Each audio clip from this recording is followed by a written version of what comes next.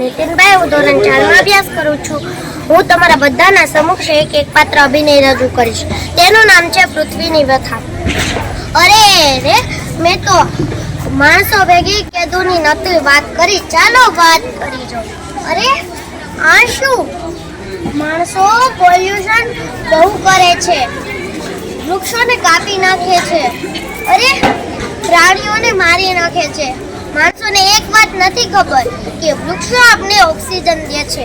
તે ઓક્સિજન આપણે દવાખાનામાં લેવા જઈશું ને તો તે કેટલું મોંઘું પડશે તે માણસોને નથી ખબર. બિચારા પ્રાણીઓ જે આપણા ખેતર જીવજંતુ હોય આપણા ખેતરમાં તેને ખાઈને તેનું પેટ ભરે છે. સિંહ, વાઘ તેવા પ્રાણીઓ આપણા ખેતરના રોજડા તેવું બધું ખાઈને આપણા પાકને સારું રહેવા દે છે.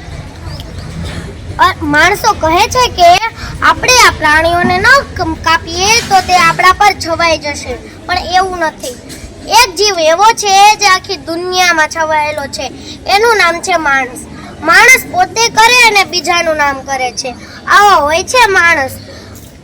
અરે આ શું થઈ રહ્યું છે? અરે આ ભૂકંપ ક્યાંથી આવ્યો? અરે મને શ્વાસ નથી લેવાતો. અરે માણસો, તમે મારી વાત માની નહીં ને? જોઈ લેજો, એક દિવસ એવું આવશે જ્યારે આખા વૃક્ષો કપાઈને રેગિસ્તાન બની જશે. જોઈ લેજો, એક દિવસ એવો આવશે જ્યારે આખા વૃક્ષો કપાઈને રેગિસ્તાન બની જશે. પ્રાણીઓ ન હશે તો આપણા ખેતરો અને તેના પાક પણ નહીં હશે, તો આપણી દુનિયા પણ નહીં હશે. અસ્તુ જયંતી.